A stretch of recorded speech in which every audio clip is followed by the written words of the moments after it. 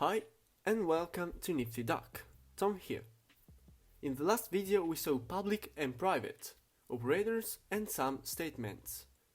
Well, today we are seeing the GetComponent and some inputs. I'm already here in Unity, but before launching Visual Studio I want to tell you that in this video we won't work with this empty game object another time, but I want to work with a normal object.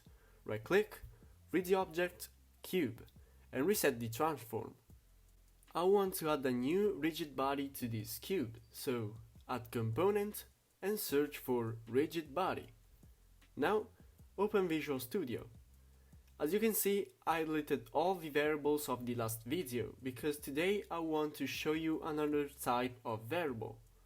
The basic variables of all the programming languages are that ones like int, bool, float, etc. But the Unity library allows you to access to other types created by the Unity developers, just for game development with this game engine. Here write public, game object, and warning, you have to write it exactly like me, and the name of this variable, so I'll call it cube.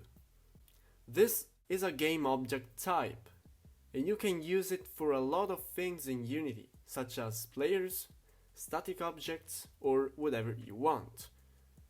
If you're using, for example, Unreal Engine, you can get access to the basic variables, but you can't access to game object or other things, because they are just in Unity. So now we have made this new variable. But how does Unity recognize that this cube variable is the same cube that is in the scene by the name or the type? No, with public. In fact, if you save and return in Unity and you watch the script component in our empty game object, you'll see that here is appeared this cube known with this writing game object. Cube is the name of our variable. Known is because the variable is not initialized yet, and game object is the type that this space wants. Now I have to make Unity understand that this game object is this cube, so I'll drag and drop it in this space. Alright, you can see that our cube is now initialized, so if in the script you write something about the cube variable, it will be referred to this. Now we are seeing the input command, to make something happens when you click a button on your keyboard or your mouse. Just to make you understand how it works, I'll make you print something when you click a button, and then we are controlling some components. Okay, we have to make Unity control every second if we are clicking a button. So, in what void should we write the code? Try to answer. The answer is in the void update, because it's called in every frame. Now, write if input dot get key down parenthesis keycode dot space. Don't be scared. I'm explaining this. Input is the general command that you must write when you want to get access to any input system, such as clicking, holding, etc. You must always write it if you want to make an input. GetKeyDown is the type of the input. There are three types of getKey. The first is this one, getKeyDown, which detects the moment when you put down a button on your keyboard or mouse, and it happens in a single frame. The second is just getKey, which detects the time while the button is down, when you are holding. The last type is getKeyUp, which activates in the moment when you are leaving the finger from the button. So, this getKeyDown activates when you press the button. And inside the parentheses, you must write the button that you want to detect. You can write keycode dot the button that you want. For example, keycode.a.b.c.d or keycode.right arrow or mouse 0. But in this case I want you to print something when you press space. This is the code block where you have to code.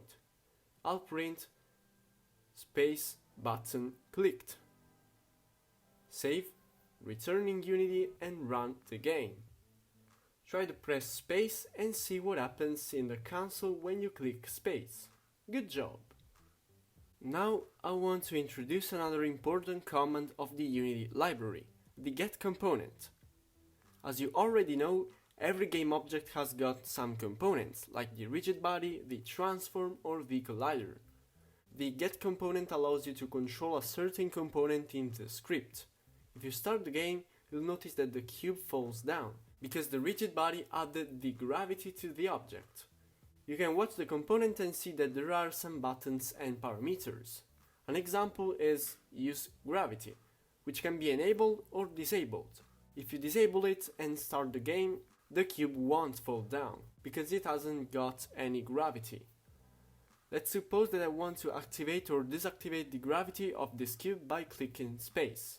So, return on Visual Studio. We can delete this print command. To show you the syntax, I'll write inside the void start cube dot get component rigid body dot use gravity equals to false. With this, we are sure that when we start the game, the rigid body won't have any gravity. First of all, we must specify what game object we want to interact with. So, I've written cube, etc. So, every command that you write after this word will be referred to this cube. If you don't write it, the get component will be referred to the game object where the script is connected, in this case, the empty one. But I want to access to the cube's rigid body, so cube.getComponent rigidBody. The get component makes you interact with a component of the cube, and inside these angle brackets you must write the component, with this parenthesis, but for now, these ones don't matter. I'll open Unity and put it at the half of the screen, to make you understand better. With this cube.getComponent rigidBody, we are now inside this rigid body, but we want to go here, so dot use gravity equals to false. If you want, for example, connect this mass number to the script, you'll have to write cube.getComponent rigidBody.mass equals to true. Hope you understood. We have now to enable or disable the use gravity by pressing space. But how can Unity recognize if this is active or not? Of course, with an if statement. We must make the game engine understand that if the gravity is activated and we press space, it will disable, and vice versa. Write if cube.getComponent rigidBody.useGravity equals to true, then cube.getComponent rigidBody.useGravity equals to false, else equals to true. Save and run the game to test. As you can see, the gravity is now deactivated because in the void start we have disabled it. And if we click, it will enable. We can access to every single component of an object, such as the box collider or the transform. The syntax is the same. GameObject.getComponent component.parameter equals to value.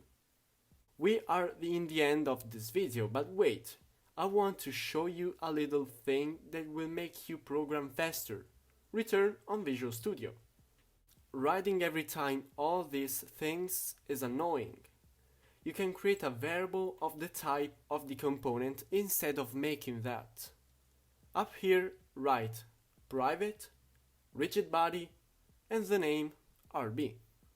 As you can see, this is a variable with the type rigid body, another one from the Unity library. In the void start, you can write RB equals to cube.getComponent rigidBody. So every time you write RB, it will be the same of this. let's change in the other commands this thing, like rb.useGravity equals to false. And it's also easier and shorter to read. Today, you learned how to make inputs and get access to components in Unity that are fundamental for making games with this powerful game engine. Subscribe and click the bell to get notifications, and see you in the next video. Bye from niftyDuck.